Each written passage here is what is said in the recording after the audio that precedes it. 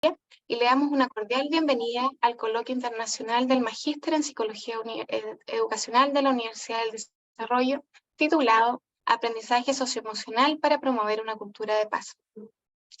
La presente actividad se enmarca dentro del ciclo de coloquios que forman parte del cuarto semestre de nuestro magíster y que vuelve a abrir sus puertas al público externo, al igual que en su versión anterior. A continuación, escucharemos las palabras del director subrogante del Magíster en Psicología Educacional, el señor Alejandro Sánchez Oñate, quien hará un saludo de bienvenida. Gracias, Alejandro.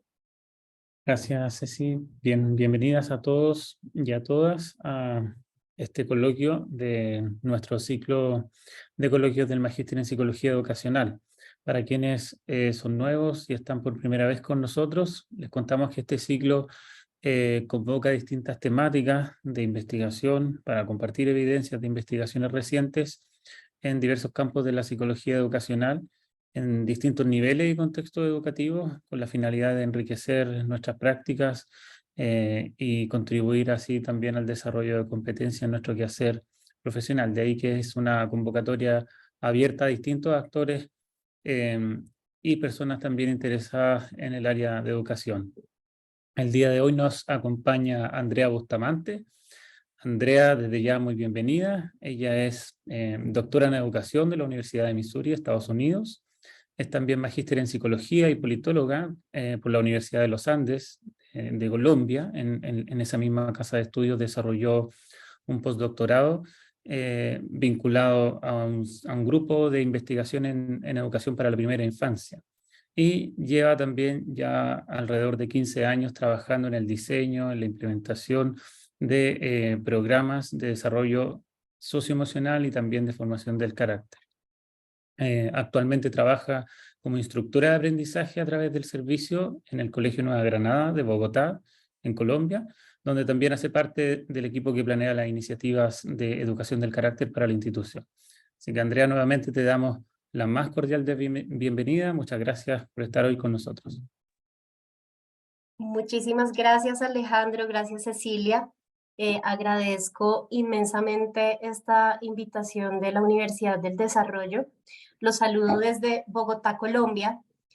Siento un aprecio muy especial por Chile. Me he sentido siempre conectada a Chile a través de la música, de la literatura. Creo que somos dos países hermanos muy cercanos, entonces agradecí mucho que me hayan enviado esta invitación, estar hoy acá con ustedes. Yo voy a pedirles unas disculpas antes de empezar. Acabo de salir de un virus eterno y una bronquitis fuertísima, entonces mi voz no está como al 100%, pero bueno, intentaremos estar acá dando lo mejor durante estas 2 horas que vamos a estar juntos y juntas. Bueno, me invitaron hoy a hablar de aprendizaje socioemocional y cultura de paz en la escuela. Este es un tema que se ha vuelto especialmente visible, no más relevante porque siempre ha sido relevante, pero sí ha sido más visible ahora después de la pandemia. Hemos empezado a poner en el centro del debate educativo preguntas muy importantes, preguntas fundamentales, como por ejemplo, cómo les enseñamos a los niños, niñas y adolescentes a reconocer y a manejar sus emociones. O por ejemplo, en este mundo tan cambiante, tan rodeado de tecnología, de redes sociales, que de inteligencia artificial estamos hablando ahora, que cambian a una velocidad que ni siquiera alcanzamos a entender, ¿cómo hacemos para que los espacios de aprendizaje sean retadores para los niños? Pero asimismo, ¿cómo hacemos para enseñarles a que cuestionen esa información que les llega de la tecnología y de los medios y cómo les enseñamos a ser autónomos en su pensamiento? O después del encierro que vivimos durante la pandemia, ¿cómo logramos que los niños y niñas vuelvan a socializar de formas constructivas? O en este mundo sumido por la polarización política, lo están viviendo en Chile, lo estamos viviendo en Colombia, lo están viviendo en otros países también. ¿Cómo enseñamos a los estudiantes a convivir con personas que piensan diferente a nosotros, valorando y aceptando las diferencias? Y entonces tenemos todas estas preguntas, pero alrededor de estos temas también hay muchas ideas erradas y muchas prácticas inefectivas que seguimos produciendo y reproduciendo desde hace muchos años, a pesar de que el mundo está cambiando. Entonces, a veces buscamos las respuestas a estas preguntas y a muchas otras preguntas relacionadas con lo que llamamos educación socioemocional o educación para la paz o educación del carácter, o cualquiera que sea el término que usemos, buscamos las respuestas en estrategias que nos son familiares, porque son las que hemos vivido cuando nosotros mismos fuimos estudiantes, cuando fuimos niños, niñas, adolescentes, o porque son las que conocemos en nuestras instituciones educativas, o incluso porque son las que nuestra comunidad, por ejemplo, los padres de familia, valoran, pero no necesariamente son las más efectivas. Hay una historia que ilustra muy bien este problema en el que estamos en la educación, que cuenta el profesor Marvin Berkowitz. Marvin Berkowitz es uno de los autores más importantes en este momento en temas de educación del carácter. Y él cuenta la historia de un hombre que está en la calle de noche, agachado, buscando algo en el piso, debajo de la luz de un farol, ¿no? Entonces está ahí buscando. Y llega otra persona y pasa y lo ve y le dice, disculpe señor, ¿necesita ayuda?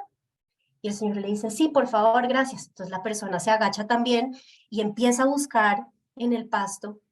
El señor le dice, sí, es que estoy buscando mis llaves.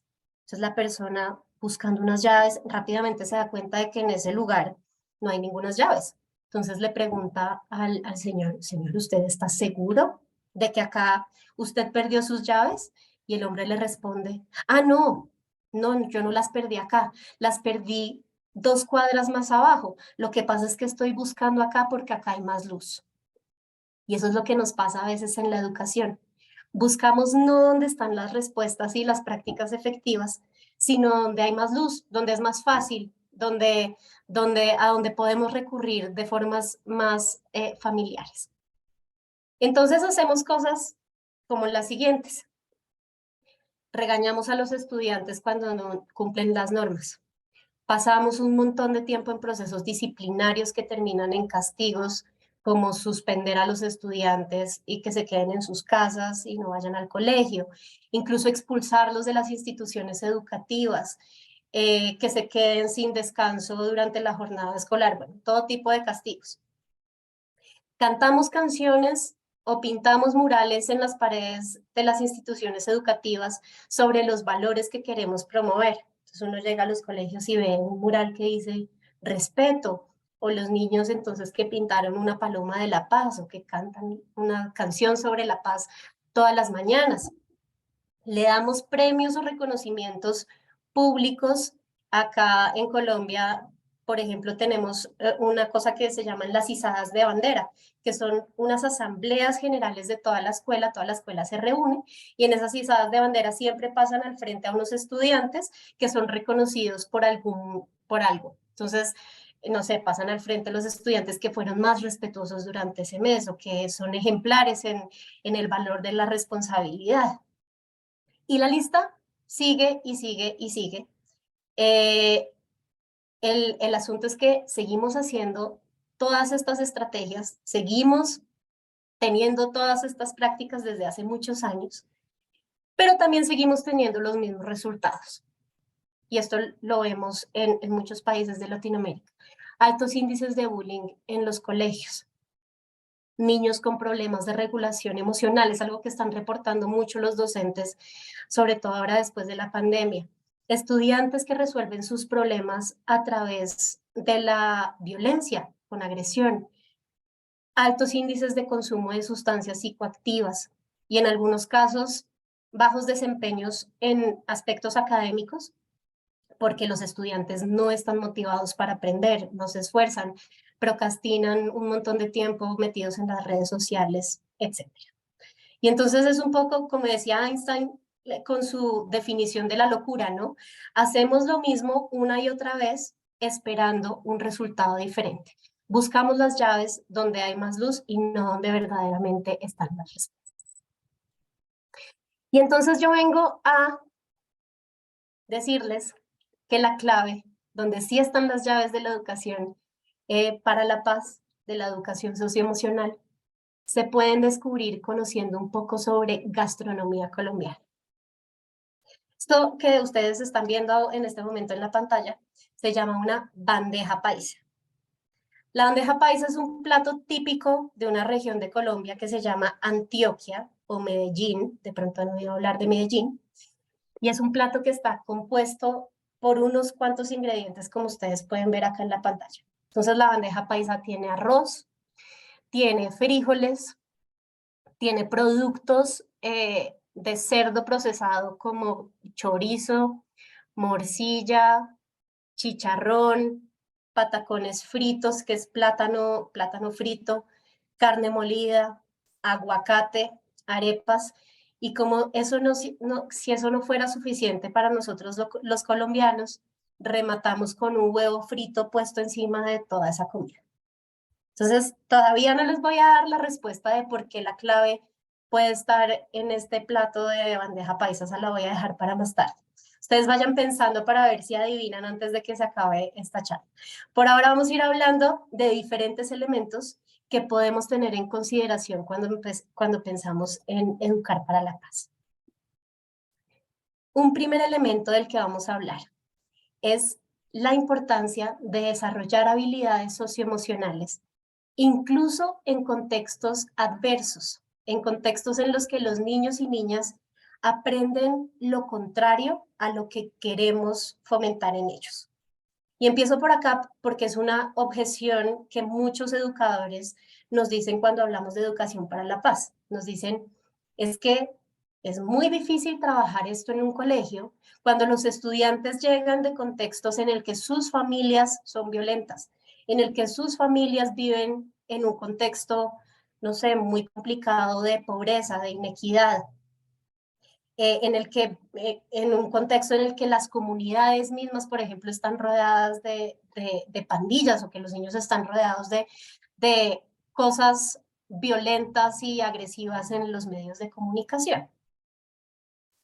Y hace un par de décadas, el profesor Enrique Chaux, que tiene un grupo de investigación sobre agresión, educación y convivencia pacífica en la Universidad de los Andes en Bogotá, empezó a investigar con su grupo sobre esta relación entre violencia en el contexto y comportamientos agresivos de los niños. Y efectivamente, hay una relación entre estas variables. Los niños y niñas que viven en contextos más violentos tienen más probabilidades de ser agresivos con sus pares, por ejemplo, en la escuela. Entonces, si yo vivo en un hogar en el que hay maltrato intrafamiliar, por ejemplo, o si vivo en un contexto en el que en mi barrio, en mi comunidad hay pandillas, hay violencia, es mucho más probable que yo sea un niño o una niña agresiva. Ese niño o esa niña agresiva, a su vez, va a crecer para ser un adulto que contribuye a esa violencia en su contexto. Entonces es como un ciclo, digamos acá en Colombia que llevamos más de 60 años metidos en una guerra. Es un ciclo que se repite por generaciones y generaciones, ¿no? Es un contexto violento, los niños entonces aprenden a ser violentos y a ser agresivos, y entonces esos niños también se vuelven adultos violentos y agresivos que perpetúan el ciclo. Entonces la pregunta es un poco, ¿cómo podemos romper este ciclo? Y entonces Enrique con su grupo hicieron más investigaciones y estas investigaciones arrojaron unos resultados muy importantes. Y es que la relación entre violencia en el contexto y agresión en los niños no necesariamente es una relación directa. Hay una variable en la mitad, una variable mediadora, que son las habilidades socioemocionales, o hay como unas variables psicológicas metidas ahí en la mitad.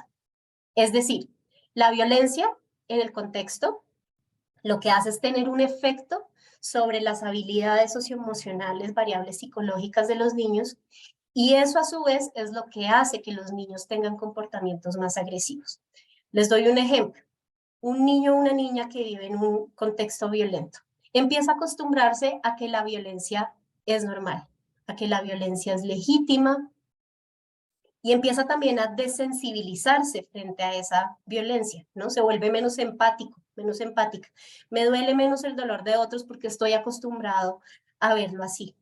Esa falta de empatía, esa falta de cuestionar el uso de la violencia, es lo que hace, esas son unas habilidades socioemocionales, eso es lo que hace que el niño tenga comportamientos más agresivos. Claro, si no me duele el dolor de otros, pues no me importa ir y pegarle a mi compañero o compañera en mi salón de clases.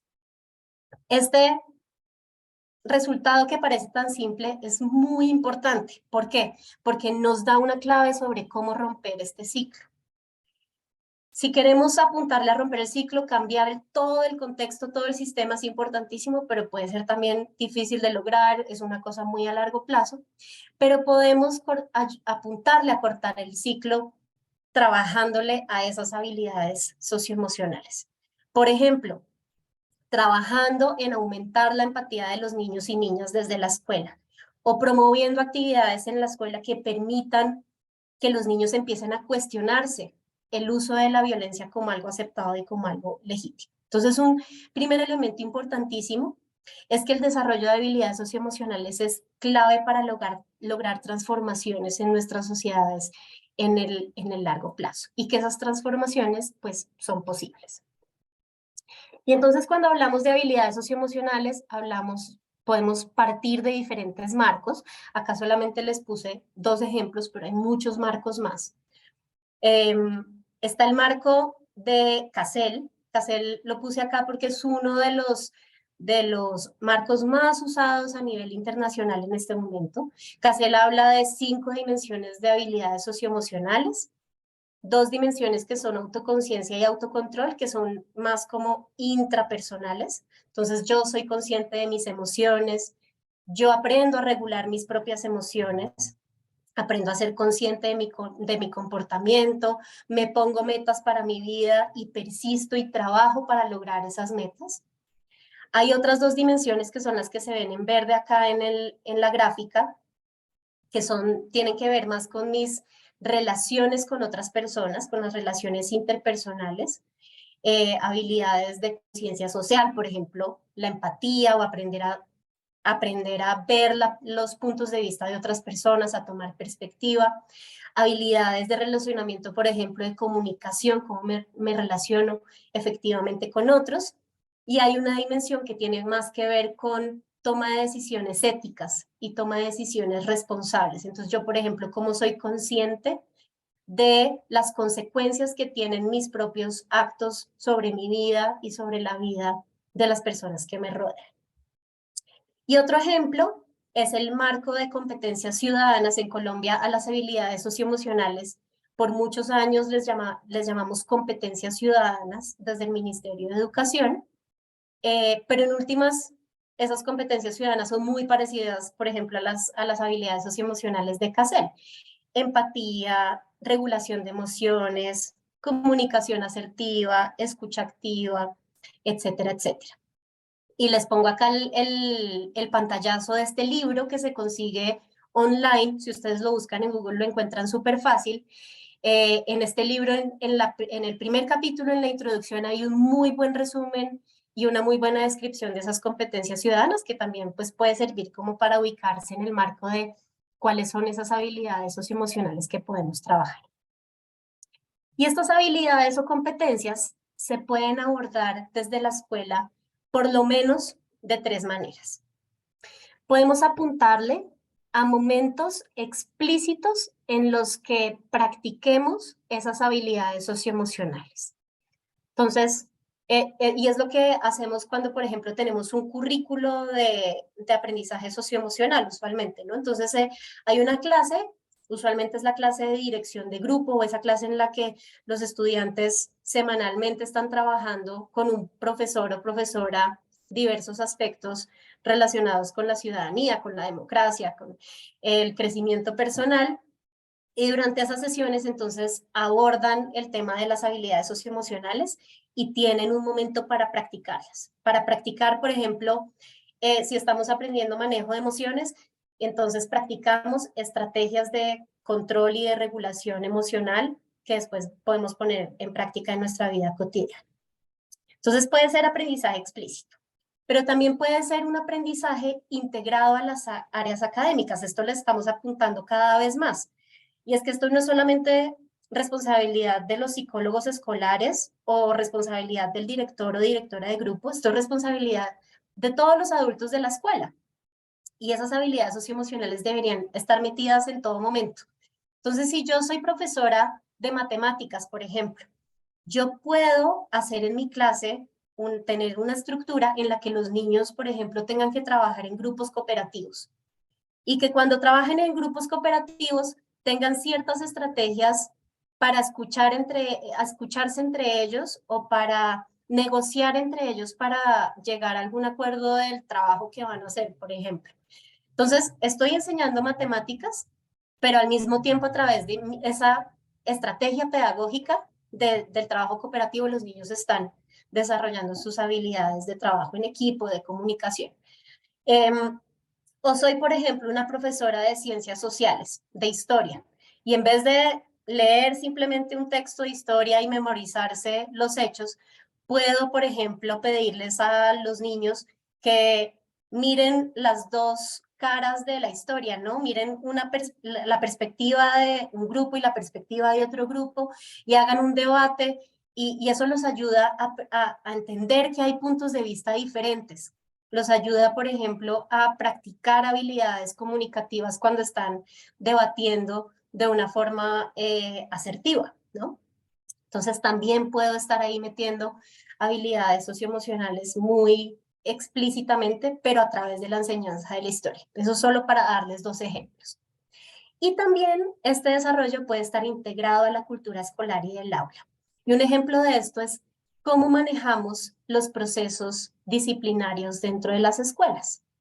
Si dentro de los procesos disciplinarios integramos ese desarrollo de habilidades socioemocionales, usualmente cuando hay un problema disciplinario en la escuela, es porque ese niño o esa niña necesita, o ese grupo incluso necesita algún apoyo en términos de desarrollo socioemocional.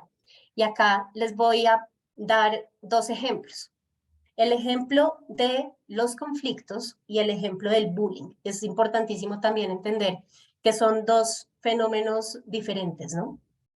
Entonces, los conflictos.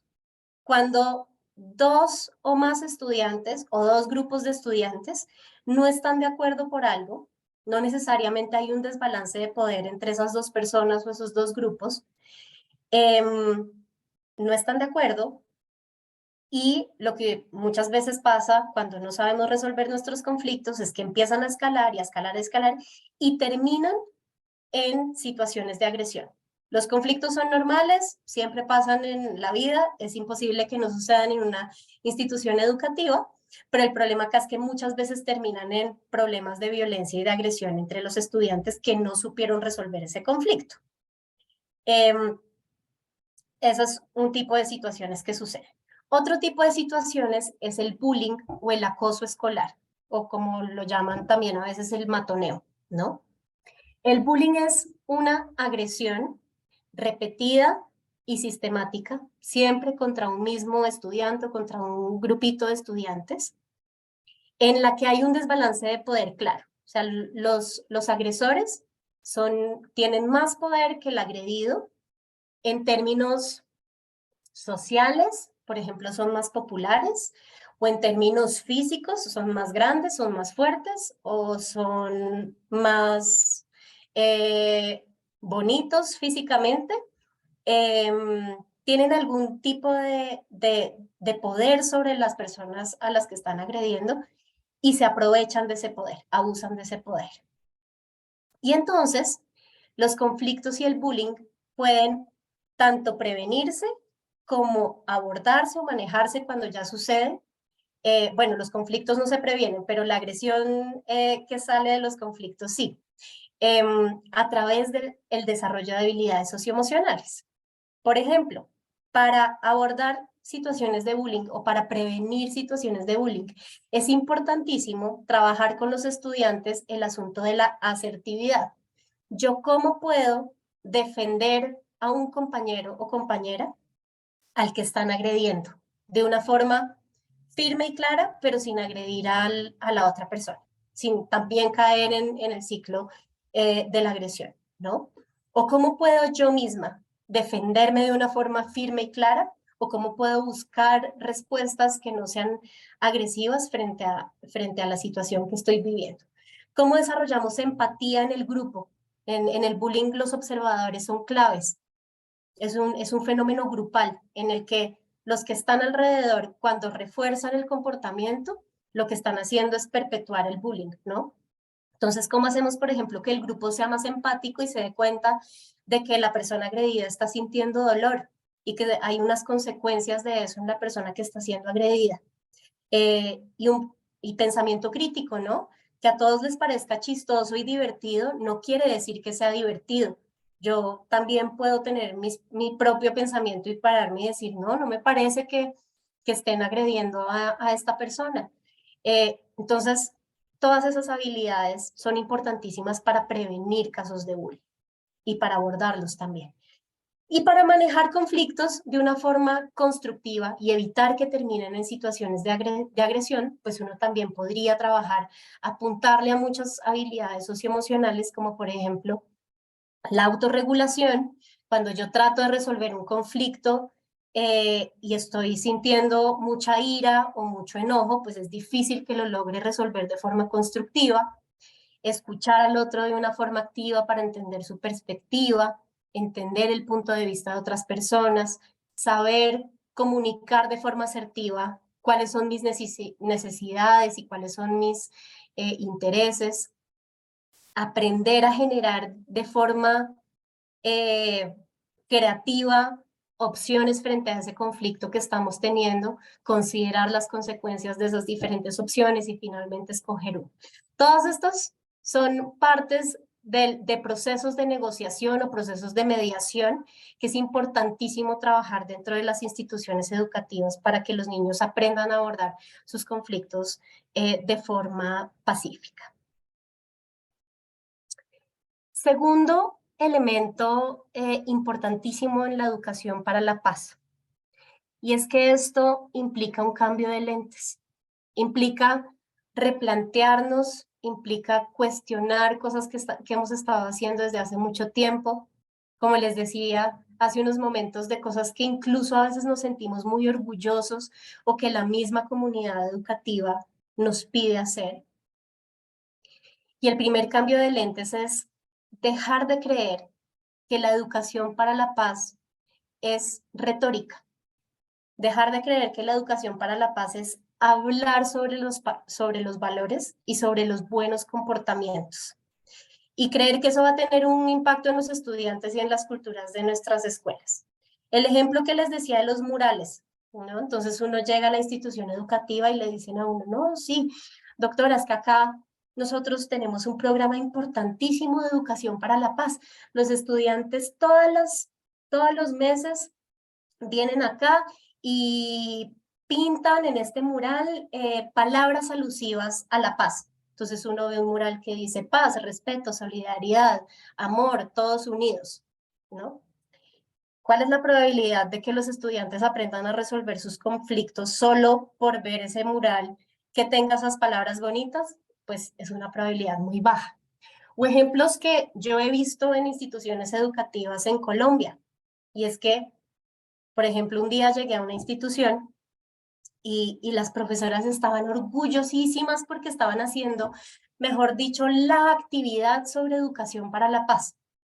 Y resulta que cuando fueron a comentarnos esa actividad genial de educación para la paz, era un reinado de belleza en el que cada estudiante, esto era una escuela primaria, entonces eran niños, no sé, de 6 a 11 años.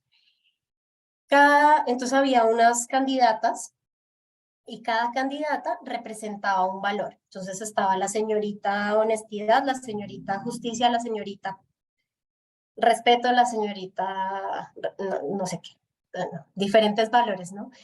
Hicieron un reinado, o sea, las niñas desfilaron y al final escogieron a la más bonita y entonces ganó la señorita, no sé, no me acuerdo, respeto, y todos aplaudieron y Y las profesoras estaban realmente orgullosas pensando que eso iba a cambiar la cultura de su escuela. Y lo que vemos en la realidad es que todas esas prácticas lo que hacen es que los estudiantes se aprendan muy bien el discurso. Entonces uno llega y les dice, bueno, niños, ¿qué es el respeto?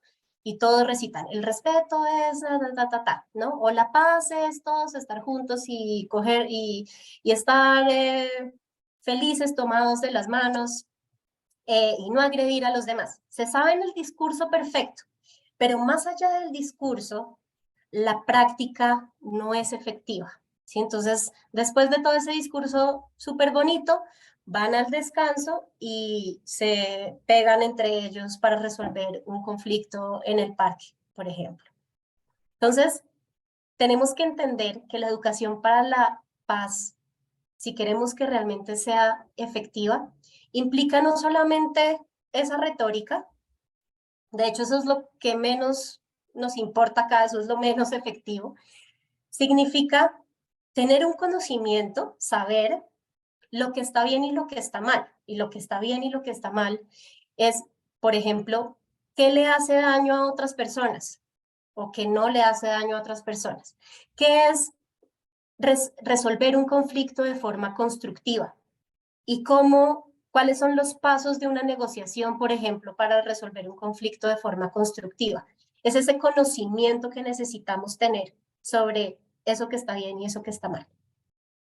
Pero también necesitamos tener la disposición para hacer eso, entonces, listo, ya me sé los pasos de la negociación, pero tengo que tener la disposición para sentarme, por ejemplo, en un centro de negociación de resolución de conflictos que haya en mi institución educativa, y tengo que tener la disposición para sentarme a hablar con otras personas y a negociar y a resolver mis conflictos de forma constructiva, ¿no? Entonces es el saber, el querer hacer, pero también el saber hacer.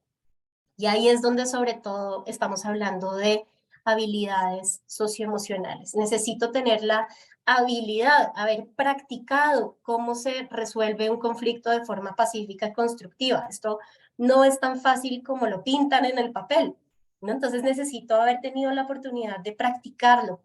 Necesito tener las habilidades para poder hacerlo, para poder, por ejemplo, se me fue todo, por ejemplo, ser un buen mediador, un buen negociador. Entonces, no solamente palabras bonitas, saber hacer y querer hacer. Lo que también, por ejemplo, en educación del carácter llaman la cabeza, las manos y el corazón. Y el otro cambio de lentes importantísimo tiene que ver con el uso de los premios y de los castigos. Los premios y los castigos son un clásico ejemplo de estrategias que replicamos a lo largo del tiempo, buscando las llaves donde está la luz y no donde están las llaves. ¿Sí?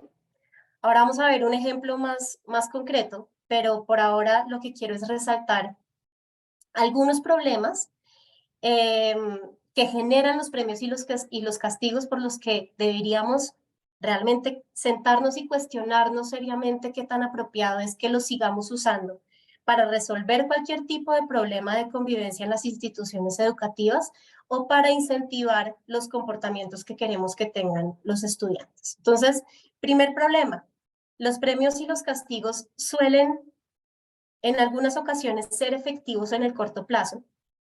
Si hay un niño que está pegándole al otro y yo le grito, ya, para de pegarle, pues lo más probable es que en el corto plazo, en ese momentico, el niño se quede quieto y deje de pegar, ¿cierto? ¿Qué pasa en el largo plazo? El niño no aprendió nada, el niño no desarrolló empatía, no sabe que es que pegar está mal porque cuando le pego al otro le duele y no me siento conectado con esa emoción del otro, no he tomado perspectiva, no he desarrollado empatía, no he desarrollado manejo de emociones, de pronto es que le estoy pegando porque tengo un problema de regulación emocional y no sé cómo más expresar mis emociones.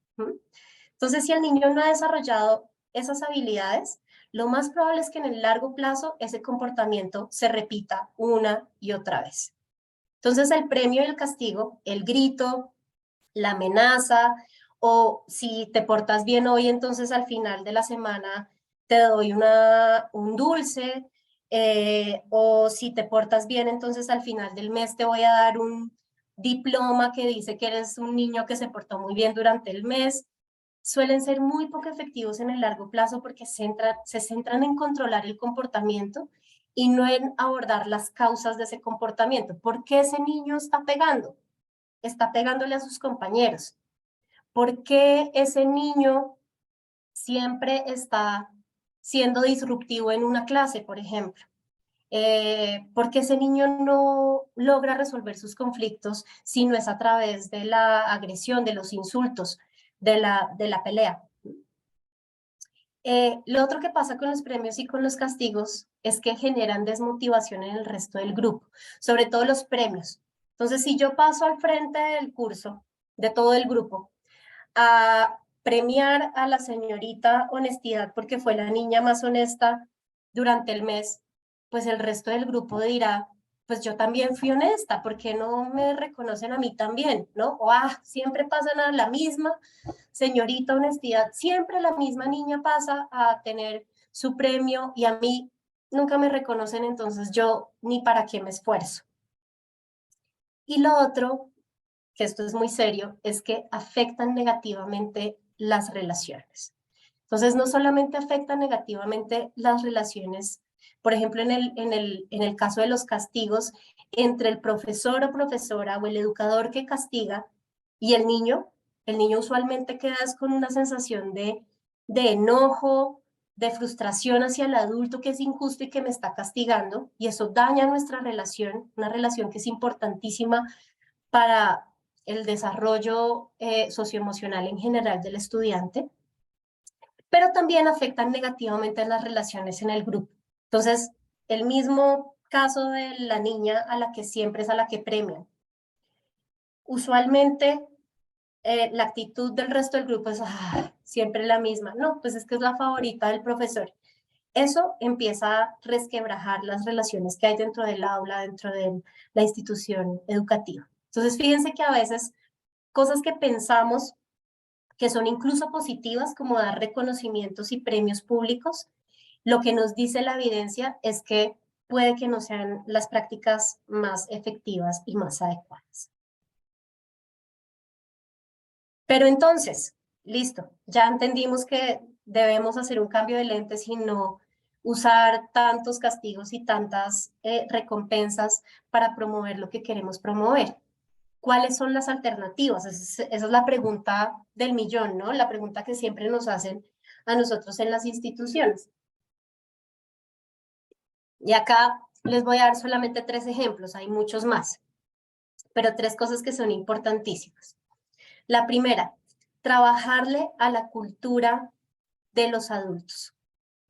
Todo esto, la educación para la paz, empieza por el modelamiento, por la cultura entre los adultos de la educación educativa. No podemos promover lo que no aplicamos nosotros mismos. Y lo que uno ve en las escuelas es que la cultura de la escuela entre los estudiantes usualmente está marcada por cómo es la cultura entre los adultos. Si uno ve que los adultos, entre ellos los docentes, los líderes escolares, los psicólogos educativos, tienen una relación de respeto cordial, se estiman entre ellos, cooperan entre ellos y trabajan juntos y no compitiendo, resuelven sus conflictos constructivamente. Hay relaciones democráticas y no esos lugares en los que uno llega y de una ve que hay relaciones jerárquicas en las que el poder es muy claro y la gente que está debajo siente que no tiene ni voz ni voto. Si esa cultura de los adultos es positiva, es mucho más probable que eso se vea reflejado en la cultura entre los estudiantes. Al ser educadores, tomamos un camino en el que no podemos evitar nunca ser modelos a seguir para nuestros estudiantes. Modelos a seguir positivos o negativos. Ellos siempre nos están mirando. Siempre están mirando yo cómo reacciono frente a esto. Yo cómo trato a mis compañeros. Yo cómo afronto la vida. Y acá el rol de los psicólogos educativos es crucial, porque son personas que dentro de la institución pueden apoyar también a promover una cultura positiva entre los adultos, ¿no? Pueden apoyar estrategias como, por ejemplo, hagamos grupos de trabajo entre los adultos en los que nos reunamos y reflexionemos sobre nuestros propios comportamientos y cómo podemos mejorar como personas, o procesos para que los mismos adultos aprendan a solucionar sus conflictos entre ellos de formas constructivas, etc. Otra estrategia alternativa que es clave es invertir en mantener, en crear, mantener y reparar las relaciones dentro de la institución educativa. Y a veces esto se ve como una pérdida de tiempo. Entonces nos dicen, no, es que yo que voy a tener tiempo para dedicarme toda una clase al principio del año, es simplemente que nos conozcamos más entre nosotros. Es que yo no tengo tiempo para eso. Tengo que cubrir muchos contenidos académicos.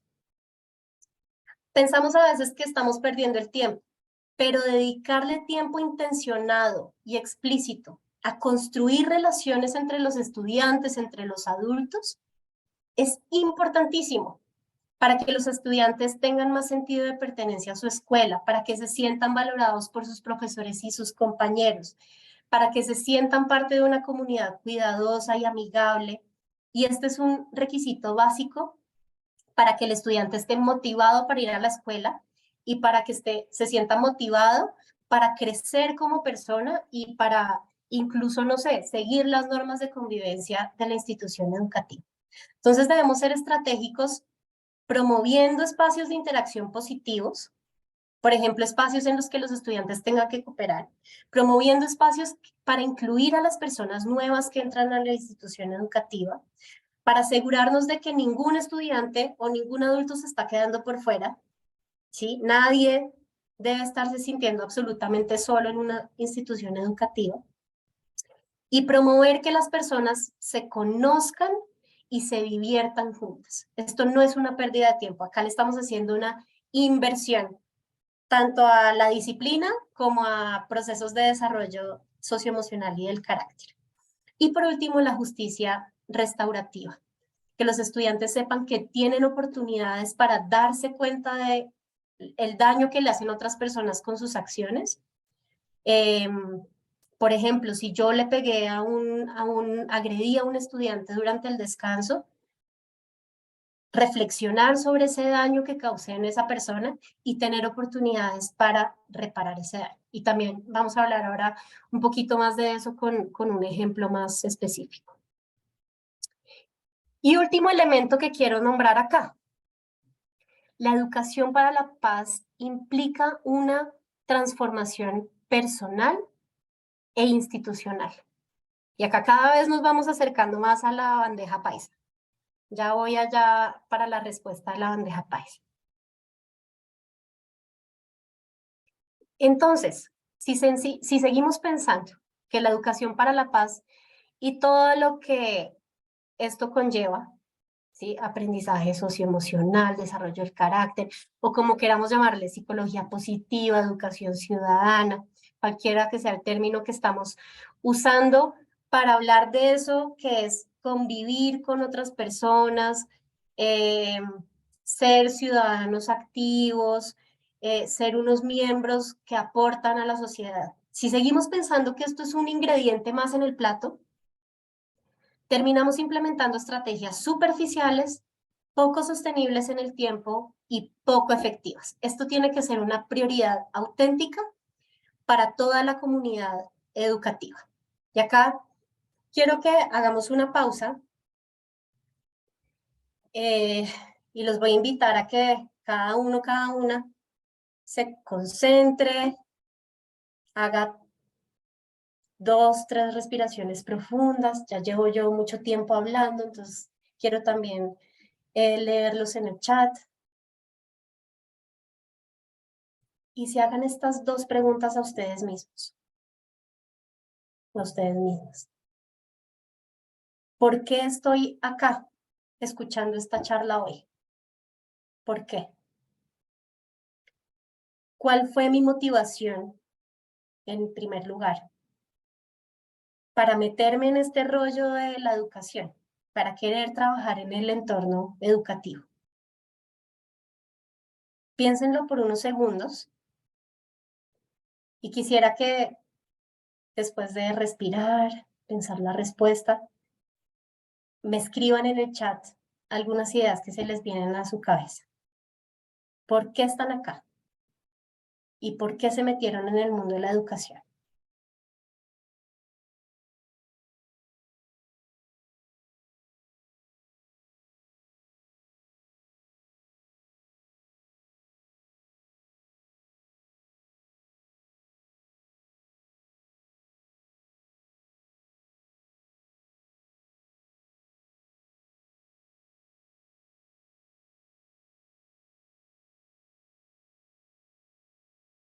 No estoy viendo respuestas en el chat, no estoy segura si es que yo no puedo ver el chat.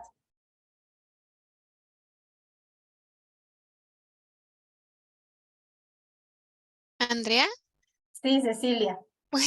hola, ¿puedes ver el resto de los Ah, ya comentarios? los Porque estoy ahí viendo. están apareciendo. Ya Perfecto, están apareciendo. Era que no sí, habían escrito. Gracias, exacto. Cecilia.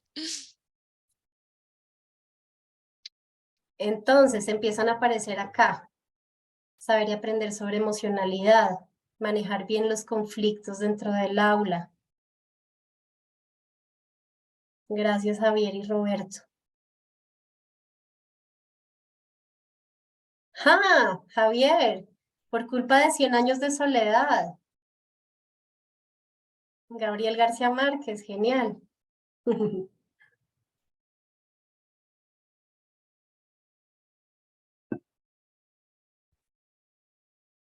Leo un par de respuestas más.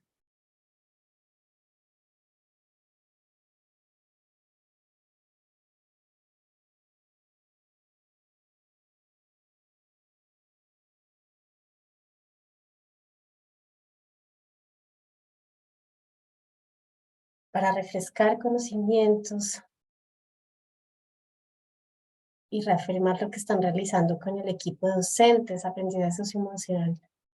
Es muy desafiante. Bien, muchas gracias por sus respuestas. Para transmitir y enseñar a los alumnos. Bueno, ustedes lo seguirán pensando, les dejo esa reflexión de cuál es el sentido de por qué me metí en este rollo de la educación. Y yo voy a hacer una apuesta así sin haber leído más respuestas. Y es que probablemente la mayoría de esas respuestas que ustedes tienen en su cabeza o que escribieron en el chat no tienen que ver con aspectos concretos sobre los contenidos. La pregunta, ¿yo por qué soy docente? ¿O por qué quiero ser docente? ¿O por qué soy psicólogo educativo? Usualmente no tiene que ver con contenidos concretos. Que los niños aprendan a sumar, que los estudiantes se sepan la tabla periódica, que sepan dónde quedan los países en el mapa. Tiene que ver con cosas más profundas, con lo que acabamos de hablar, con el deseo de generar cambios o de generar transformaciones en el ser humano, en inspirar, en tocar vidas. Todo esto tiene que ver con educación para la paz. Esto es lo esencial, que recordemos que detrás de las pruebas, de los exámenes, de los códigos de conducta, de las políticas, de los procesos disciplinarios, lo esencial es la formación de los seres humanos y esa debería ser nuestra prioridad. Entonces, acaba ahora sí el tema de la bandeja paisa. Imaginémonos a un profesor, a un líder escolar, a un psicólogo educativo, que tiene enfrente un plato como este, ¿sí? Que tiene que hacer un montón de pruebas, que tiene que planear sus lecciones, que tiene que llenar unos formatos de autoevaluación institucionales, que tiene que llenar unas planillas, que tiene que hacer un montón de cosas. Y le dicen, veas que usted tiene que añadir un ingrediente más, la educación socioemocional y la educación para la paz. La respuesta va a ser, no, gracias, ya no me cabe ni una cosa más en mi plato. O de pronto, bueno, solo un poquito y lo meto acá en el borde del plato, de pronto entre los frijoles y el chicharrón, me cabe un huequito y entonces aquí hablo con mis estudiantes sobre una cosita 10 minutos a la semana, pero lo hará a medias y probablemente no de muy buena gana, ¿m? Y no será su prioridad.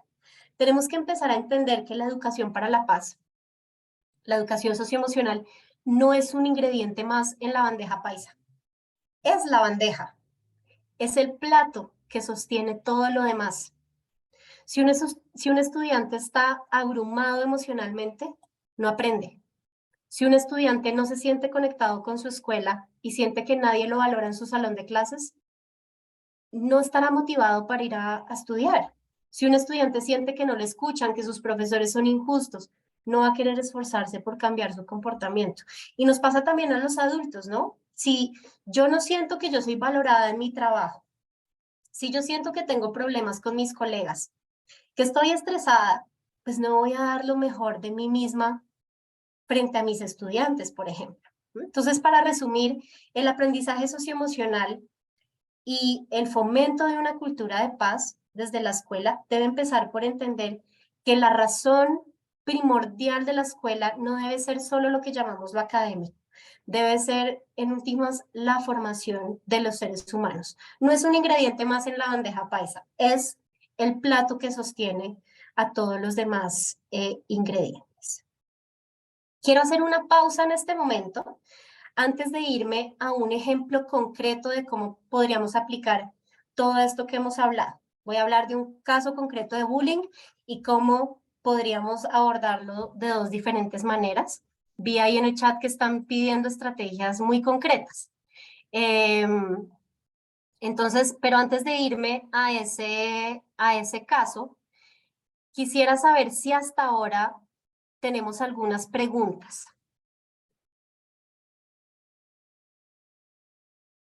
Andrea. Entonces, sí, cuéntame, Cecilia, Perdón, tú que estás no viendo sé si... el Sí, chat de preguntas y respuestas. exacto. Roberto hace un ratito preguntó, escribir frases que tengan contenidos socioemocionales. Llama a tu compañero por su nombre, sé solidario con tu compañero, debo respetar a mis compañeros, etc. ¿Puede tener impacto en los estudiantes? Muy buena pregunta, Roberto. Gracias, Cecilia. Así, tal cual lo estás planteando, mi primera respuesta sería un no. Mi primera respuesta sería, si esas estrategias tú realmente crees que están motivando una reflexión profunda en el alumno, por un lado, y por otro lado, si crees que les esté enseñando esa habilidad que les está haciendo falta para hacer lo que están haciendo. ¿Sí? Entonces, por ejemplo, yo veo que mis estudiantes se están agrediendo mucho entre ellos. Esto pasa mucho en primera infancia, por ejemplo, ¿no? Y está pasando mucho después de la pandemia, que los niños llegaron con problemas de regulación emocional. Entonces, para cualquier situación en la que los dos queremos el mismo juguete, se pegan puños, se pegan patadas, se gritan entre ellos y todo termina, mejor dicho, en un problema, todo termina en tragedia. Sentar a los estudiantes a hacer planas, no debo pegarle a mis compañeros, no debo pegarle a mis compañeros, no debo pegarle a mis compañeros, en últimas genera que los estudiantes se aprendan el discurso, no debo pegarle a mis compañeros. Lo que vemos usualmente es que eso es muy difícilmente transferible a la práctica. ¿Por qué? Porque el estudiante no sabe cómo, no sabe alternativas. Aquí el punto es enseñarles habilidad que le da la alternativa. En este caso, ¿cuál es la habilidad? Estrategias para manejar sus propias emociones. Bueno, cuando te da rabia, o enojo, cuando estás enojado, cuando tu compañero te quita el juguete, ¿cómo puedes hacer para calmarte? Practiquemos esas estrategias. ¿Qué estrategia te funciona a ti? No, pues respirar profundo, saltar varias veces para cambiar como la química de mi cuerpo, ir al baño y echarme agua fría en la cara para cambiar la temperatura de mi cuerpo también puede funcionar. Practicar esas estrategias y que el alumno las tenga a la mano, por un lado. Por otro lado, cuando tengas una pelea como esas por el juguete, ¿Qué otra cosa puedes hacer para negociar? No, pues aprendamos a tomar turnos. Un ratico tú juegas con el juguete, otro ratico yo juego con el juguete. ¿Cómo puedes aprender a expresar tus emociones y lo que quieres? ¿Cómo puedes decirle a tu compañero, es que este juguete, en este momento estoy usando el juguete y no quiero que me lo quites? ¿Cómo aprendes a expresarte con tus palabras en vez de expresarte con puños y patadas? Cuando sientas al estudiante a hacer planas, no le estás enseñando nada de eso. Entonces, lo más probable es que sea una estrategia inefectiva. Cecilia, vámonos con un par de preguntas más y nos vamos con el ejemplo. En ese sentido, Roberto también preguntaba más abajito, ¿el lenguaje escrito y verbal crea realidades? Que va un poco en base a la pregunta a la respuesta que diste recién. Esa pregunta creo que está más general, Roberto. Como te digo, lo que hemos visto en la investigación y lo que hemos visto con estos asuntos de educación para la paz, de habilidades socioemocionales, es que la práctica es fundamental más allá de la retórica. ¿Sí? Entonces, claro, tú puedes crear realidades a partir de lo escrito, pero de ahí a que el estudiante transfiera la práctica, el estudiante necesita practicar la habilidad, necesita practicar.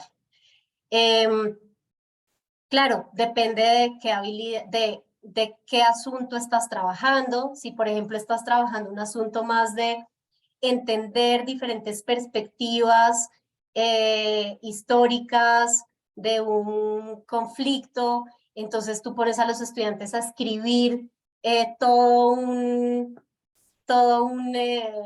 un ensayo, por ejemplo, sobre cuál es la perspectiva de uno de los bandos del conflicto y cuál es la perspectiva del otro. Claro, tú puedes usar estrategias que implican narrativa, ¿no? Pero fíjate que son cosas más profundas que simplemente sentarse a hacer una plana de no debo hacer esto o debo hacer esto otro.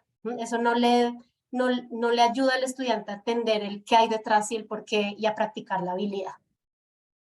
Gracias, Andrea. Y por último, Jimena comenta y pregunta, ¿en educación parvularia podemos trabajar las habilidades socioemocionales a través del juego de roles o obras con títeres? ¿Podrían ser buenas alternativas? ¿Qué opina usted, profesora? Pregunta. Sí, genial.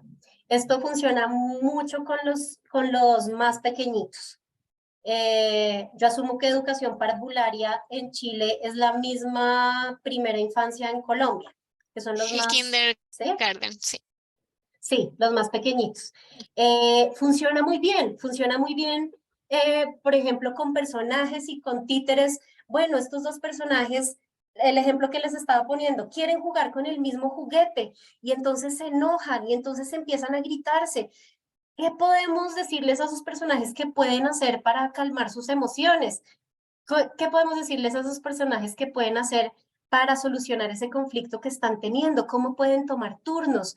Ese tipo de estrategias que incluyen el juego, la actuación, la práctica también a partir de personajes que no son ellos. Lectura de cuentos, por ejemplo, la literatura infantil es maravillosa para trabajar estos temas en educación parvularia, funcionan muy bien con estas edades. Gracias, Andrea. No hay más preguntas por el momento. Listo, gracias Cecilia. Bueno, entonces vámonos a un ejemplo concreto. Este es un caso de bullying adaptado de un cuento que se llama Chico Omega. Alguien por allí en el chat preguntaba, por favor, estrategias concretas o ejemplos de estrategias concretas para trabajar la empatía, desarrollar la empatía en los estudiantes.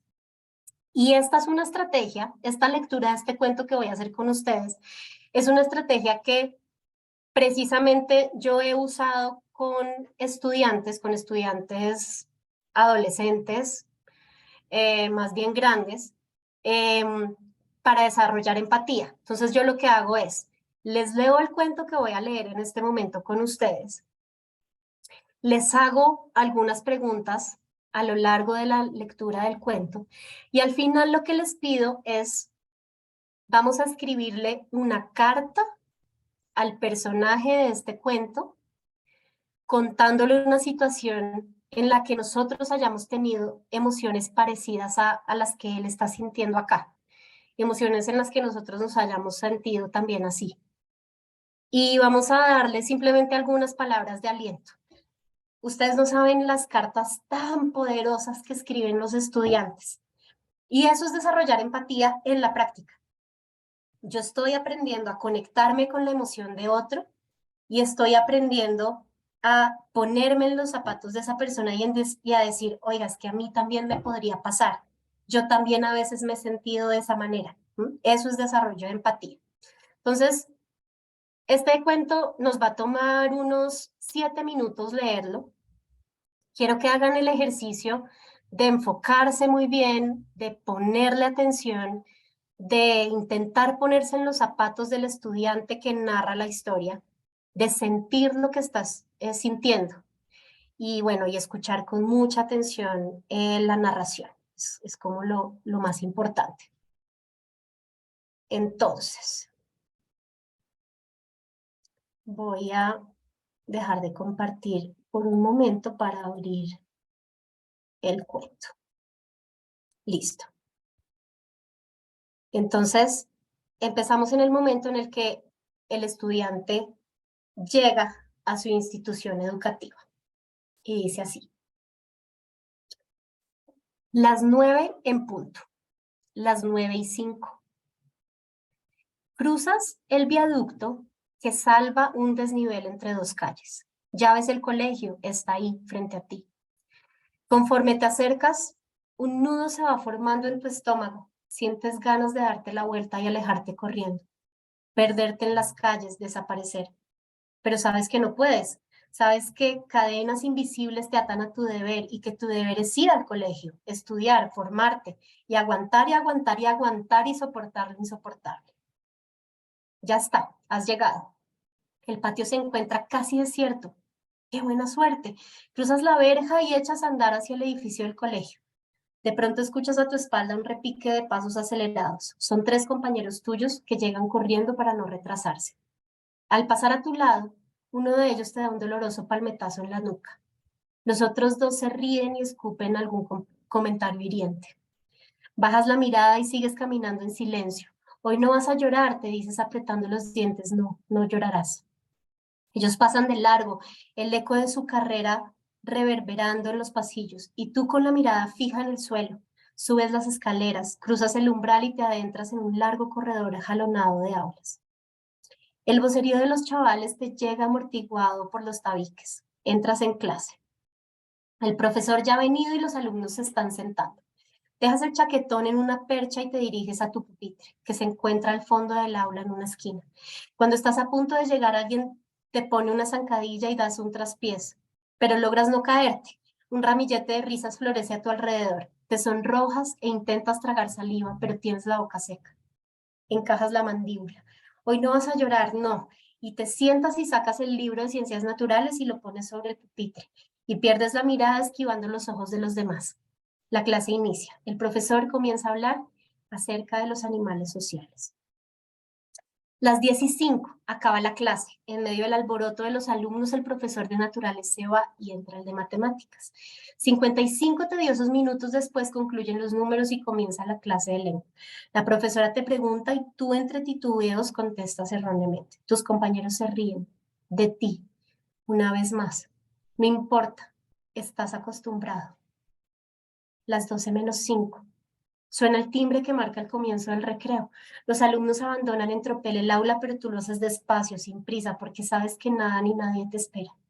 Sales al patio, te diriges a un rincón, te sientas en el suelo con la espalda apoyada contra el muro y contemplas a los demás. Nadie te va a pedir que juegues al fútbol, nadie se va a acercar a ti para charlar. Con suerte ni siquiera se meterán contigo. Es el vacío absoluto, el aislamiento total. Incluso aquellos que nunca te han hecho nada se mantendrán alejados, pues hablar contigo es caer muy bajo, así que se limitarán a ignorarte. En cierto modo, este es el peor momento del día, ¿verdad? Cuando durante el recreo ves a tus compañeros jugar y reírse. Entonces la soledad se abate sobre ti como una losa y sientes una tristeza enorme consumiéndote por dentro. Y te preguntas por qué, qué les has hecho tú para que te traten así, Pero eso da igual, chico mega. Puede que seas más bajo o más gordo o más tímido o más torpe, no importa. Lo único que cuenta es que eres distinto y eres más débil. Ese es tu pecado y ellos son el castigo. Las 12:15 termina el recreo. Las dos siguientes clases, música y plástica, transcurren sin incidentes y llega la hora de la comida. Te diriges al comedor junto con el resto de los alumnos y te sitúas al final de la cola.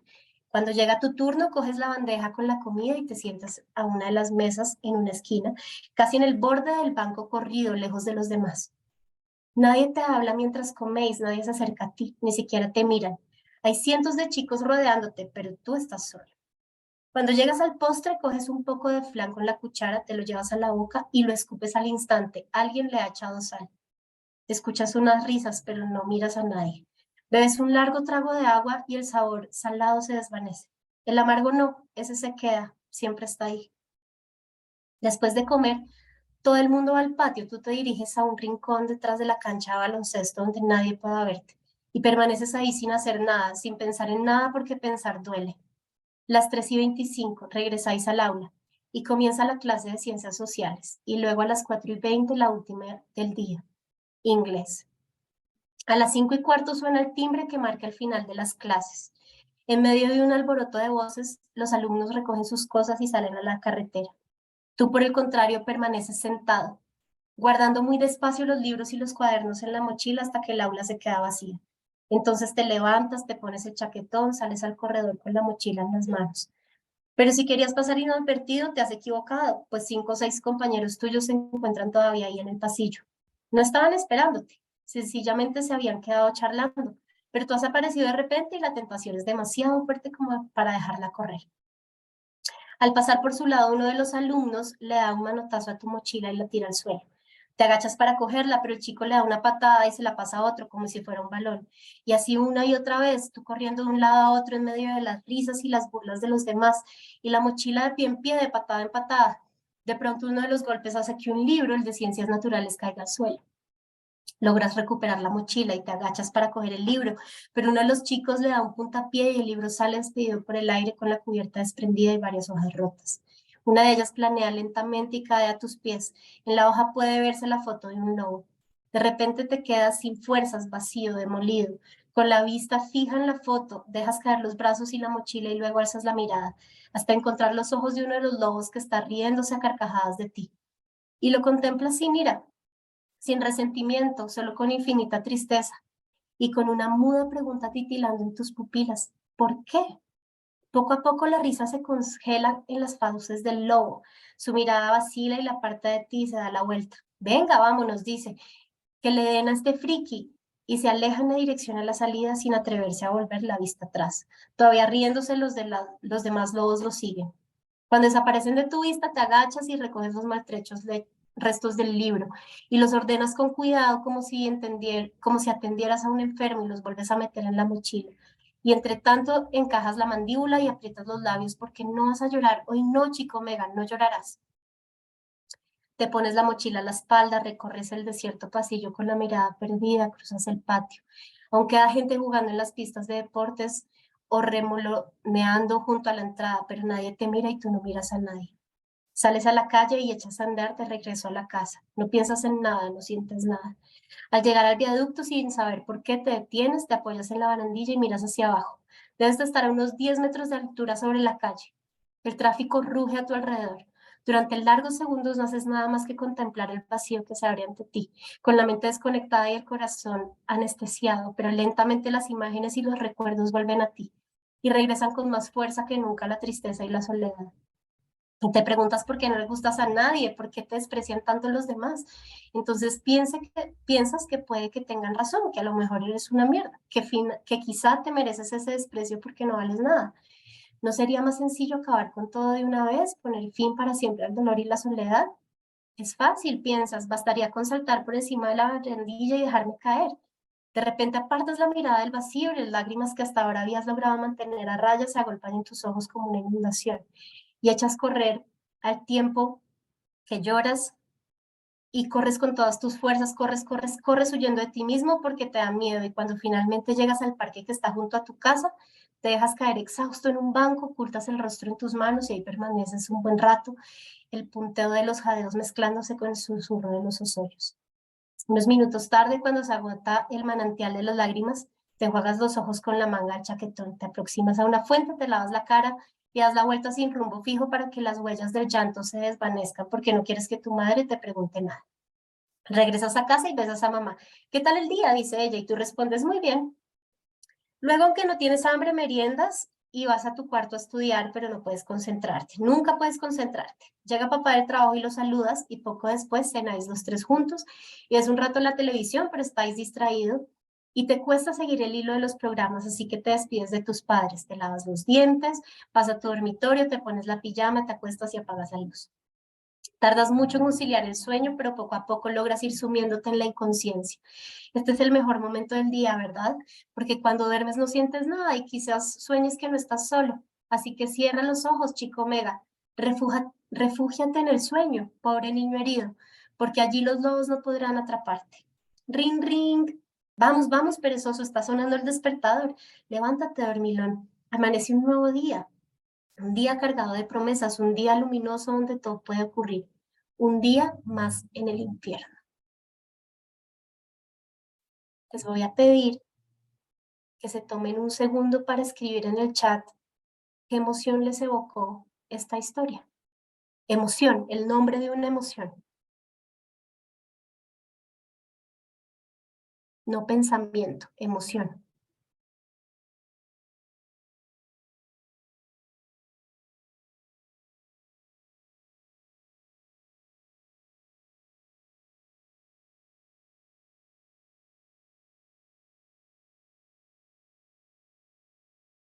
Desesperación, angustia, rabia, tristeza, rabia, angustia, tristeza, soledad, pena profunda, angustia,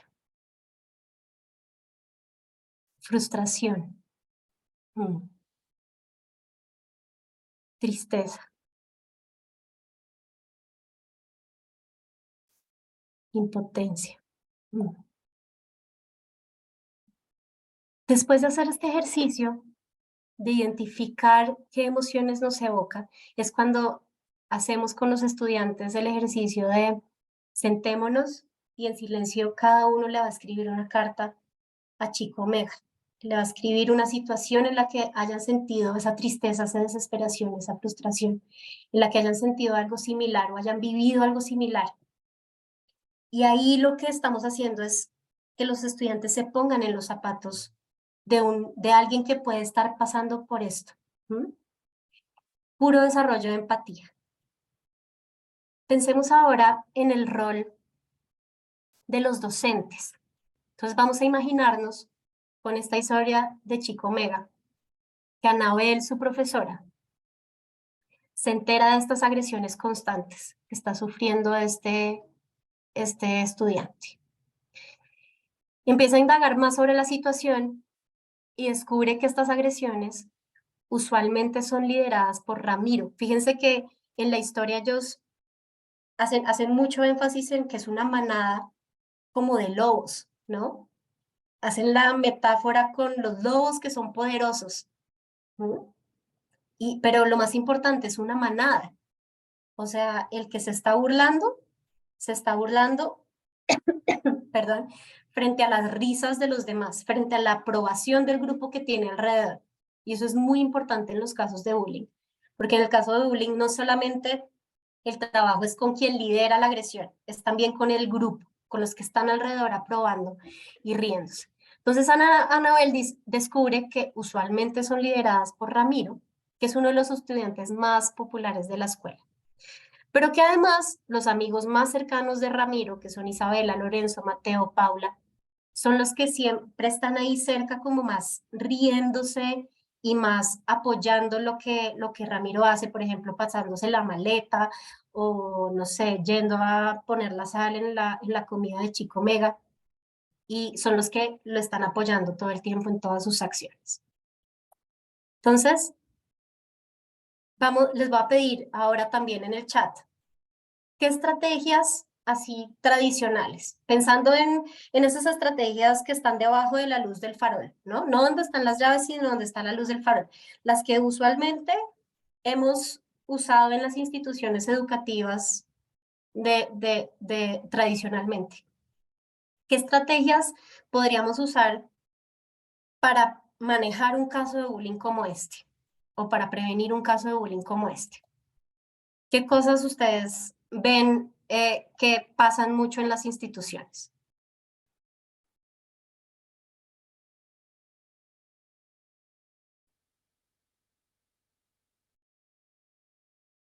Los leo acá en el chat.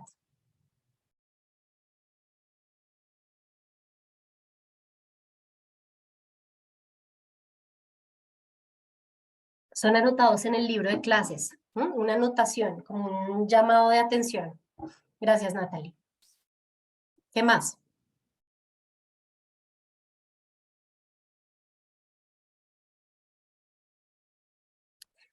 Talleres sobre bullying, sí, también.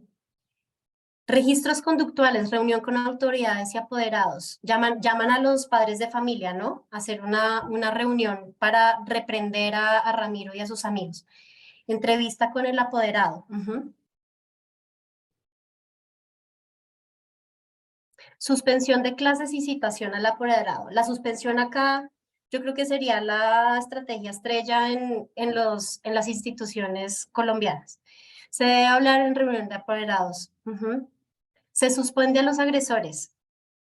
Mientras se interviene suspensión, condicionalidad, trabajo comunitario, mediación y obligarlos a pedir disculpas. Gracias, Josely. Bien, entonces, fíjense que casi todas estas estrategias que estamos poniendo acá, bueno, clave la que pone Nelly, ya la vamos a hablar, pero la mayoría de las estrategias que estamos poniendo acá, que son las que uno usualmente ve en las instituciones educativas, son estrategias punitivas, ¿no? También he visto para tratar de prevenir muchas cosas como de tener políticas claras anti-bullying o carteles por todo el colegio. Cuando hablamos de lo retórico, esto en el bullying también es súper común. Entonces, carteles en el colegio que dicen no al bullying, acá decimos no al bullying, no sé qué, ¿no? Pensando que eso lo va a prevenir. Y el manejo usualmente es un manejo punitivo, de sancionar al agresor o citar a sus padres de familia, pero citarlos más como para reprenderlo que cualquier otra cosa, ¿no? Entonces, vamos a pensar en este primer escenario. Anabel, que es la docente, se entera de la situación. Entonces, como ustedes lo han puesto, estrategia número 1, llama a los papás, a los apoderados de Ramiro y tiene una conversación muy seria con ellos y le dicen, Ramiro está suspendido y yo les voy a pedir que mientras esté en la casa ustedes tomen también las medidas que se requieren y que más o menos ustedes también lo castiguen, le quiten privilegios, por ejemplo, cuando esté en la casa, ¿no? Entonces Ramiro se va para la casa, se va enojado con Anabel. Usualmente lo que vemos es que los estudiantes que son castigados por casos de bullying se van con una sensación de injusticia, es que este colegio o esta institución me la tiene montada es a mí, la tienen contra mí, esto es injusto, no siguieron el debido proceso, se van enojados para la casa. Los compañeros de Chico Omega y de Ramiro se quedan y comentan entre ellos que Anabel, la docente, es una exagerada por suspender a Ramiro, pero si era un chiste, si nos estábamos divirtiendo, si simplemente le echamos un poquito de sal a su comida, qué exageración. Se enojan con ella por suspender a su amigo. Se resquebraja la relación ahí con la profesora, ¿no? Chico Omega, ¿cómo se podría sentir? Lo más probable es que Chico Omega se sienta avergonzado y culpable por la situación. Ramiro se queda en su casa, acordémonos que esto es una situación de grupo, ¿no? Entonces, si el grupo se queda con una situación de que injusticia, suspendieron a Ramiro, que además es nuestro amigo, que además es el popular, que además es el que más queremos, Chico Omega va a tener una sensación de un poco el grupo está también contra mí. Ramiro se queda en su casa viendo televisión por unos días.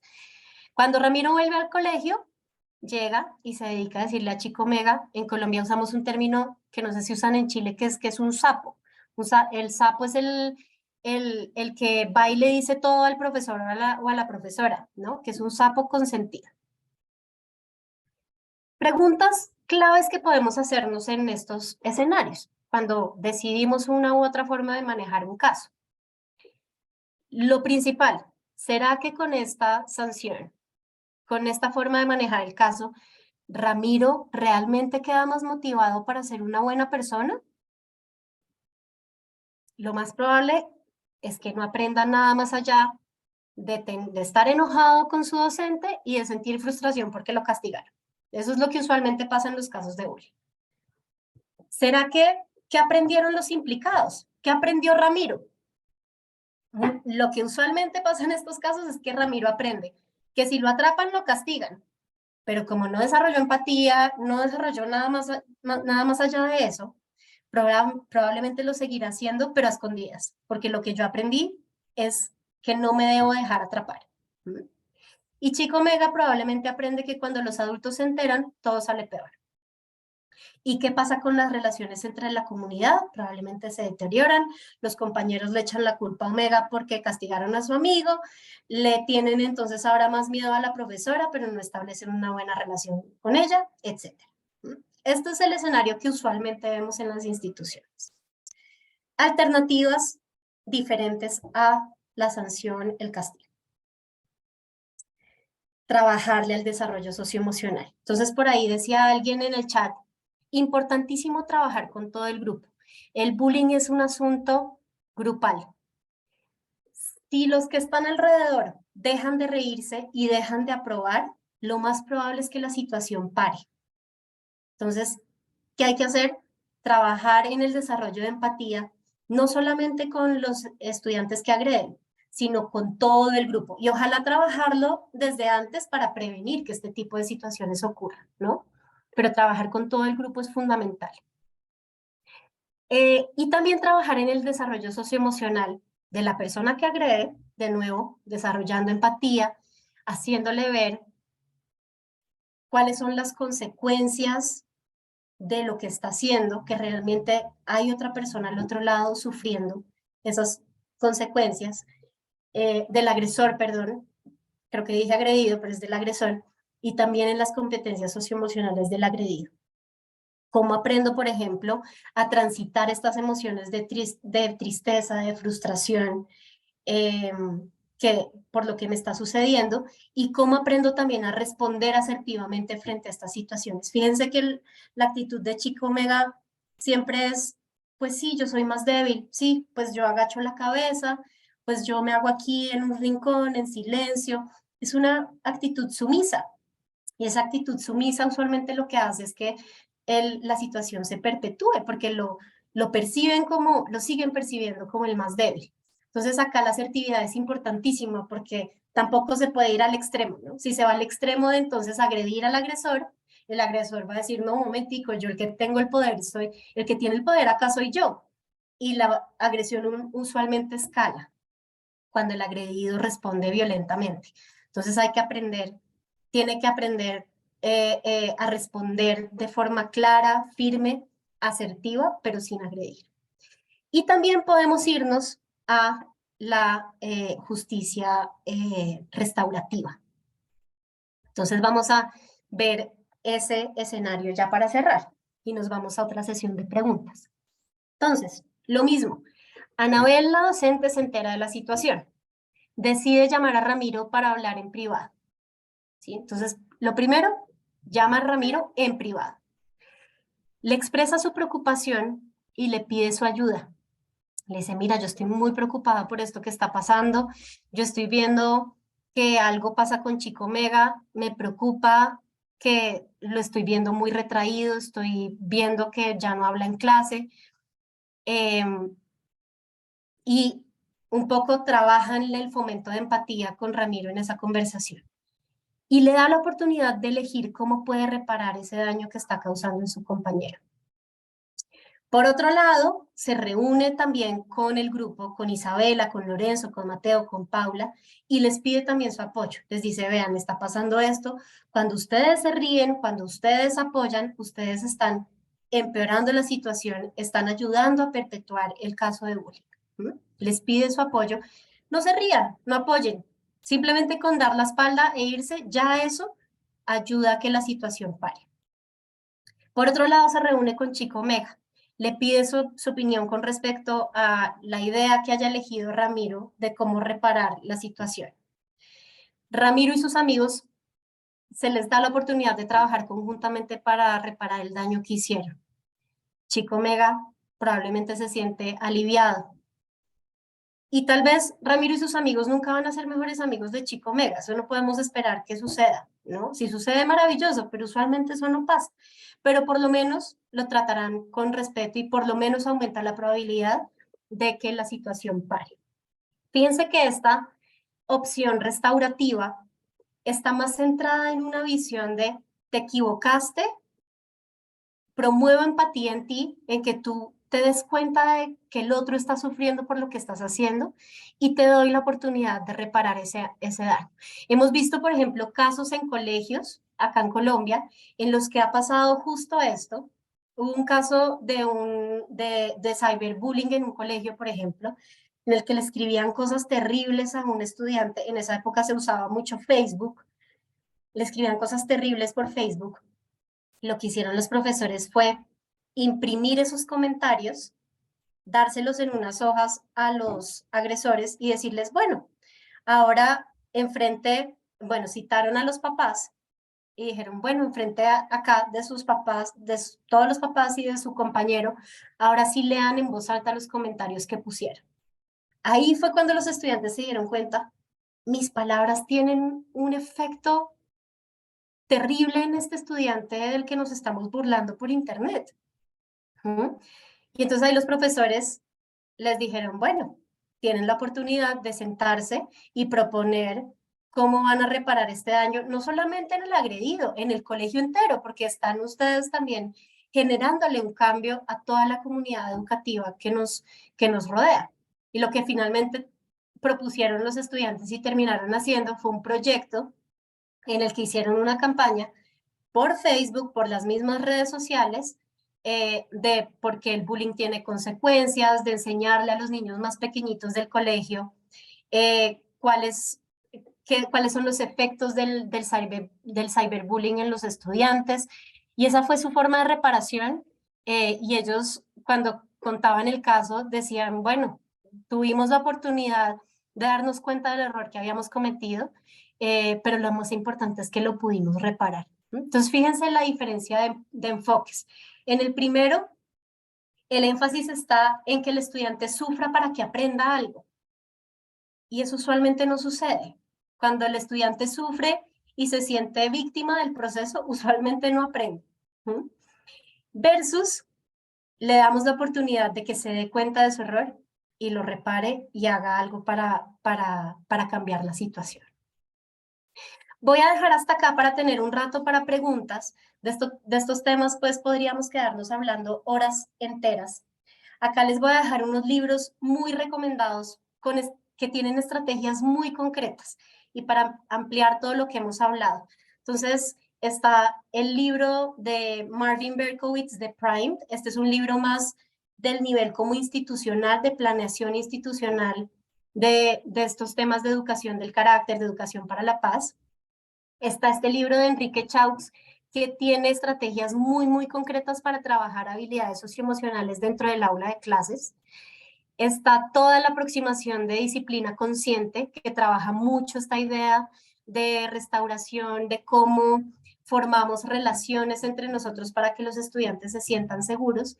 Y está este libro maravilloso de Marilyn Watson, que se llama Learning to Trust. Este, desafortunadamente, creo que solamente está en inglés por ahora. Pero ese libro tiene ejemplos maravillosos de cómo manejar casos de estudiantes muy difíciles en un contexto muy difícil, de formas diferentes a recurrir a los castigos y a los premios recurrentemente. Entonces, Muy recomendada toda esta bibliografía. Y para terminar, quiero cerrar con una historia muy cortica. Esta es una historia, yo trabajé por muchos años en un programa que se llama Aulas en Paz, es un programa de desarrollo de habilidades socioemocionales en colegios. En esa época trabajábamos sobre todo con instituciones educativas en contextos muy difíciles, en contextos muy violentos, rodeados de pandillas, rodeados de grupos armados, pues en contextos muy complicados en Colombia. Y teníamos un grupo de niños en un colegio en una ciudad que se llama Palmira. Y había un niño en particular, este era el típico niño que todas las docentes nos decían, no, es que con él no intenten, es que con él ya no se puede hacer nada. Ese niño va directo para la pandilla de la comunidad, o sea, con él es caso perdido. Y el niño empezó a trabajar con nosotros en el programa. Iba una practicante todas las semanas a trabajar en lo que en el programa Aulas en Paz se llama grupos heterogéneos. Era un grupo de niños, era él y otro niño que tenían muchos problemas de comportamiento. Trabajaban, eran 2 niños con 4 niños, fíjense que son el doble, que habíamos identificado como todo lo contrario, como los que son usualmente más prosociales, que son como que tienen relaciones más positivas con sus compañeros. Y esa relación de 2 a 4 era muy importante, ¿no? Era el doble de prosociales, digámoslo así, trabajando con 2 que tenían más problemas de comportamiento. Entonces esta practicante iba todas las semanas a trabajar con ellos en el desarrollo de habilidades socioemocionales y este niño empezó a cambiar y a cambiar y a cambiar.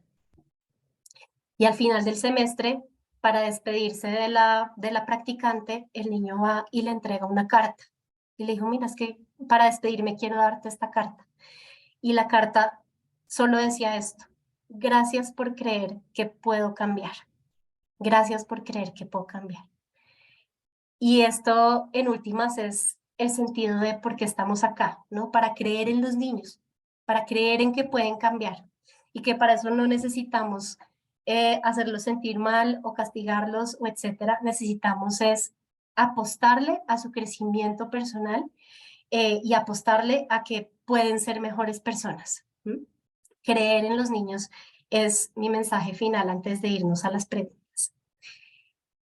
Cecilia, te doy la palabra para que me cuentes si tenemos comentarios por ahí. Muchas gracias, Andrea. Gracias por esta interesante exposición. Este tema que está en Chile cada vez más actual. Estamos teniendo más violencia, cada vez más violencia en las escuelas, así que súper atingente y te agradecemos por compartir con nosotros todo lo que sabes al respecto, o una parte pequeñita, la verdad, de lo que sabes. Y en este instante, como tú comentaste, vamos a dar espacio a las preguntas, las que pueden ir realizando a través del icono de respuestas de preguntas y respuestas que se encuentra en la parte inferior de su pantalla. Y mientras tanto, Andrea, van escribiendo. Tenemos una que ya se encuentra en el chat y dice, ¿y si el niño victimario no quiere realizar la estrategia reparatoria? ¿Qué pasa aquí? ¿Cómo lo hacemos? Esa es una muy buena pregunta porque puede suceder, ¿no? Lo que deciden en algunas instituciones es que la estrategia reparatoria sea el primer camino, digamos. Algo así como darle 2 opciones al niño, ¿sí? Decirle, mira, en nuestro código de conducta, manual de convivencia, como sea que se llame, lo que está estipulado es que en estos casos se puede sancionar a la persona que agrede, ¿cierto? Pero nosotros creemos en ti, creemos en que puedes hacerlo mejor, creemos en que puedes cambiar, te vamos a dar la oportunidad. Si no, nos vamos por esta otra opción. Eso es lo que hacen en algunas instituciones, ¿no? Entonces, si el niño no quiere, bueno, pues nos vamos por la opción más sancionatoria, digamos. Yo le apostaría más a indagar el por qué, a indagar también qué hay detrás de que el niño no quiera, como por qué el niño está haciendo eso. ¿Qué pasa en nuestras relaciones dentro de la institución para que ese niño no esté motivado a cooperar con nosotros? ¿Cómo es su relación con la docente? ¿Cómo es su relación con los directivos? ¿Qué está sucediendo en su casa? Creo que este es un trabajo importante de indagación, porque no es simplemente, bueno, entonces apague y vámonos con este niño. De nuevo, lo que acabo de decir, todo esto es apuntarle a creer en los niños, incluso en el estudiante más difícil de todos, en el que más agrede, en el que más se resiste, y hacernos siempre la pregunta de por qué le está faltando a este niño. No solamente desarrollo de empatía, sino también puede haber unas cosas allí de un niño que no se está sintiendo escuchado, que no se está sintiendo valorado, que está teniendo, no sé, problemas también de agresión en su casa, de maltrato intrafamiliar, ¿no? Entonces, abordar esas causas creo que sería también como una opción alterna. Gracias, Andrea. Natalie también pregunta por el chat, ¿es necesario trabajar con los padres estos temas? Súper clave, súper clave. Y acá lo que llamamos escuelas de padres, talleres con padres de familia, es importantísimo. Así como yo hablaba de la importancia del modelamiento y de que los niños todo el tiempo están viendo y replicando lo que los adultos, docentes, psicólogos educativos hacemos dentro del colegio, exactamente lo mismo pasa en la casa, ¿no? Entonces, un adulto no puede esperar que su hijo no agreda a sus compañeros o no solucione sus problemas a través de la violencia si ese mismo adulto lo hace con otros adultos o si ese mismo adulto castiga físicamente al niño, por ejemplo. Es mandarle un mensaje absolutamente contrario. Entonces, trabajar desarrollo de habilidades socioemocionales propias en los mismos papás. Yo, papá, mamá, ¿cómo hago para manejar mis emociones? ¿Cómo hago para resolver mis conflictos? ¿Cómo hago para aprender estrategias de crianza respetuosas, diferentes al castigo físico y al grito sí, y a la sanción en la casa, ¿no? Un montón de temas que debemos abordar ahí con los papás, pero no solamente desde la perspectiva de qué necesita su hijo, sino qué necesita usted como adulto para mejorar sus propias habilidades socioemocionales. Y lo mismo con los docentes. Gracias, Andrea. Roberto también comenta, creo que es importante que los altos cargos que manejan la educación puedan comprender que es importante trabajar lo socioemocional, pues estamos al debe, trabajar las emociones de los estudiantes a través de la empatía, solidaridad, la socialización entre ellos, etc. Sí, totalmente de acuerdo, Roberto. Y es lo que hablábamos de la priorización, ¿no? Si esto debe ser prioridad para la institución educativa desde los altos cargos. Desde ahí es que uno se pone el tono, ¿no? De esto no es un ingrediente más. Esto es una cosa fundamental en nuestra institución. Esto es algo fundamental. Gracias, Andrea. No tenemos más preguntas. No sé si quieres dar un minutito más. Si quieres, esperamos un minuto por si alguien está por ahí redactando algún comentario o pregunta. Yo creo que ya estamos, Andrea. No, las preguntas también salieron entre medio de la presentación, así que quiero agradecerte por estar hoy día con nosotros. Quiero agradecer a todos los que participaron también de este seminario y los invitamos a seguir participando desde las actividades de nuestro programa de Magíster que desarrollamos para todos ustedes. Que tengan un excelente fin de semana. Gracias a todos y buenas tardes. Gracias, Cecilia, y gracias a todos por la participación. Que estén muy bien. Hasta luego.